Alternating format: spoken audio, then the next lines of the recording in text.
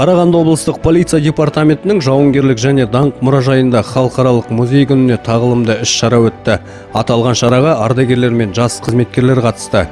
Барша жиналғандарды мерекемен департамент бастығы полиция генерал-майоры Санжар Әділов құттықтады. Музей күні біз үшін өткен тарихымыздың, кәсіби мамандардың алтын іздері мен жолы деп білеміз. Осы күні барша ардагерлерімізге, әріптестерімізге зор алғысымыз бен ерекше құрметімізді көрсету ең басты парыз. Құттықтау сөзінен кейін облыстың бас сақшысы өскелең ұрпаққа тәрбие беріп, кешегі тарихымызды бүгінгі жастарға жеткізіп жүрген ардагерлерді марапаттады. Спасибо за то, что пришли, за то, что встроились с нами. Долгих вам и счастливых лет. Служу Республике Казахстан.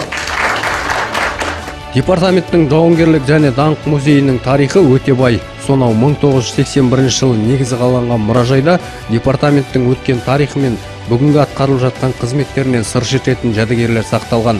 Сондықтан да бұл музейде қызметке енді тұрған жас тәртіп сақшыларымен үнемі кездесулер өткізіліп, жастарға тағылымды тәрбие беріліп отырады.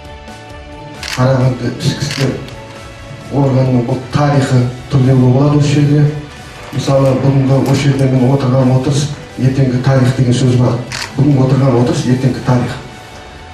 Сондықтан да сіздерді осы музейге шақырып, бізге шақырып атқан, осы ардагерлерді шақырып атқан сіздерге көп рахмет айтқым келеді, ардагерлердің атынан.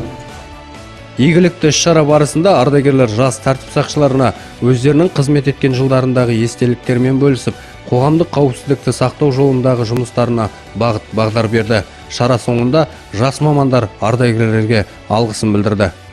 Мен өзім бала кезімнен армандаған полиция қызметкері болу үшін отан отбасынан басталады дейді ғой. Сондықтан да әр қайсымыздың отан борышымызды өтеуге ол бізге парыз деп есептеймін.